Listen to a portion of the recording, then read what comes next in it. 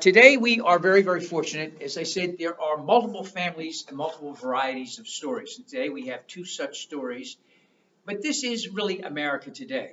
And by the way, while I was ragging about the 1950s, let me also point out the 50s were really no different in many ways in terms of families. It was an idealized way.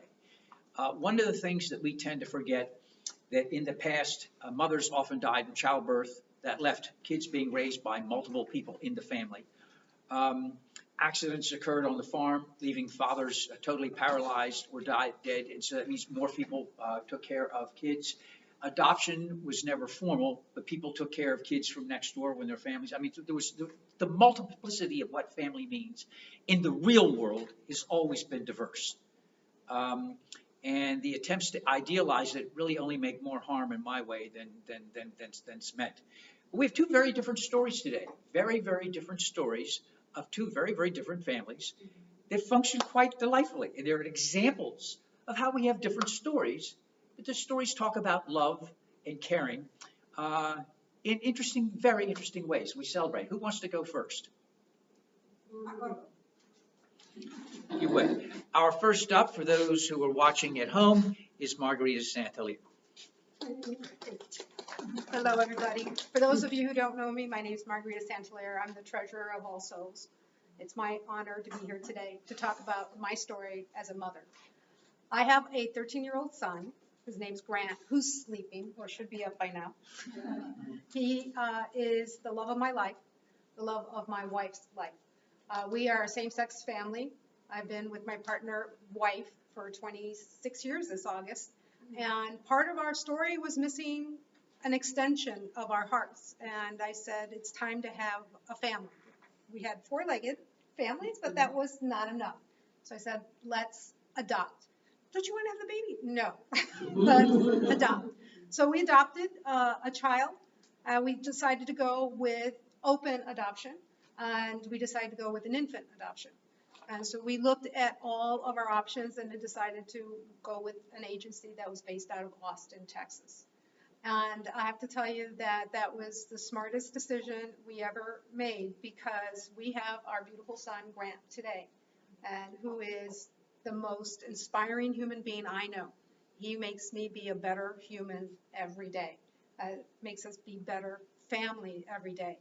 We take our values from our extended families, from our immediate families. I'm Cuban, my wife's Canadian, and he is African American.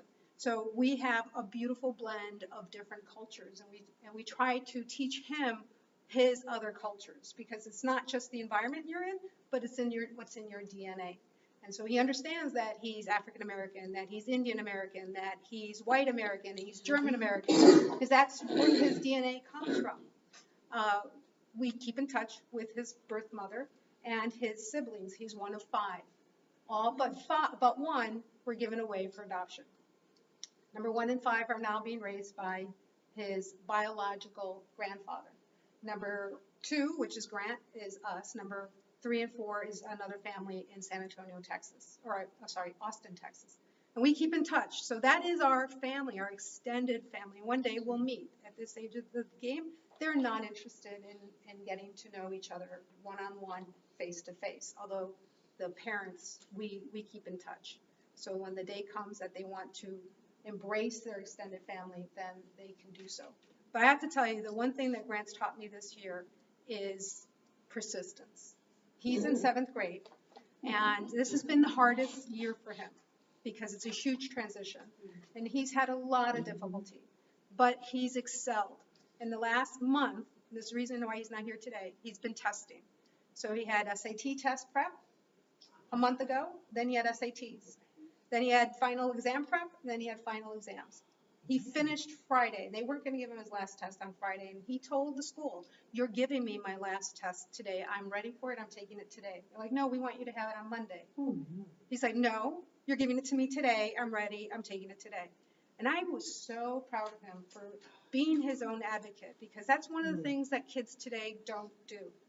And we've been working with him on having his voice, finding his voice. And when we were children, we weren't allowed to have a voice because culturally, I'm Cuban, as Canadian, British Canadian, they're not allowed to speak for themselves. We weren't allowed to speak for ourselves. We weren't respected as individuals. And so one of the things that we've tried to shift in our parenting is to allow him to have that voice. And as a man in today's society, it needs to be respected humanistically, both feminine and masculine. So being raised in a house full of estrogen, it's been a challenge to try to find that balance. But he actually stood up with great empathy to the school and said, this is what's right for me. I've prepped, I'm taking this, I'm resting. This is my weekend. And it's really interesting, when he finished his test, he told Leslie on the drive home from school, I've been emancipated. We're like, are you serious? And he's like, yes, I have felt for the last month that I've been in slavery on education. We're like, do you understand what you're saying? He goes, yes, I understand exactly what I'm saying. Because this feeling that I've had for the last month has been of repression and depression. For a 13-year-old to tell us this, my heart just exploded, because he understands and can verbalize his needs and wants and desires with compassion, and stood up for his right as a human being and expressed it correctly. And that's been a struggle we've had with him for a long time, because he's ADHD, he has SID, he has a bit of OCD. And so, all of these disabilities have been an identity, a struggle with him and us as parents to help tool him to be successful in this world. Because people with disabilities are disrespected. And in education, and we both come from the world of education, I come from the corporate side, Leslie comes from the academic side, it's an issue that we know will be something that he'll have to work with the rest of his life. So how do we tool him to be successful in the future? And to be in 7th grade and to see this come to fruition to us was really, it was godsend. So being a mother today means more than just teaching your child regular living skills. It's teaching your child to be a really good human being, which is what we were all born to be, no matter what. And that to me was the greatest mother's gift that I ever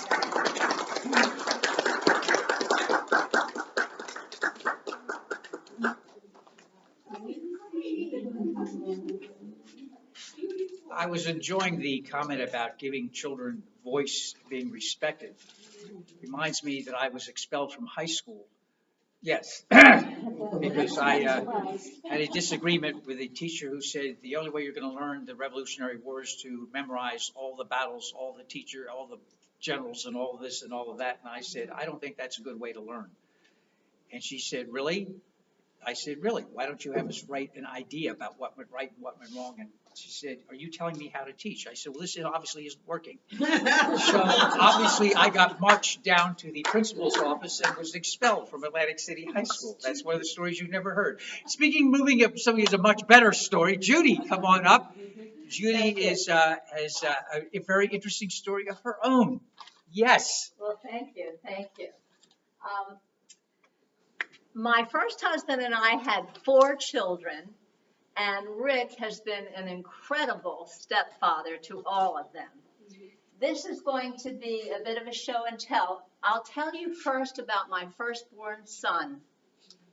Paul died, and he lived 35 years, and then he died. And it's a very sad story, so I'm not really going to talk about it because I'll cry, and I'm feeling too joyful today, because at the end of this day, my family and my grandchildren are all getting together, and I'm very excited about that. I'm going to tell you, it's show and tell. This is my second-born child, Timothy. Now, this is my favorite photo of us, and Timothy is not affectionate. He has autism. He doesn't even like to be touched. And so this is a very rare moment for us to be together in this way. And that's why I love this photograph so much. Timothy is 55 years old. I was 20 when I had him. And Ken knows him. Ken, the treasurer, will see that Timothy has his own money, and he writes a check to All Souls every time we're here because Ken offers pastoral services for Timmy. When Timmy was in the hospital, he was there. And whenever I have Timmy at the house, Ken comes over and visits him. That's Timothy. Now, meet Megan and Julie. You already met Juliana. And this is her sister, my other daughter, Megan. And they're both very accomplished individuals. They're beautiful, obviously. They're compassionate, sensitive, caring people. They care about others and the earth. And the thing is also that they are extraordinary mothers. They do such a fantastic job with their children. And later on, if you have an hour or two, I'll tell you about my grandchildren. They are wonderful, adorable, smart, clever, and they don't have a single fault, none of them. Thank you very much.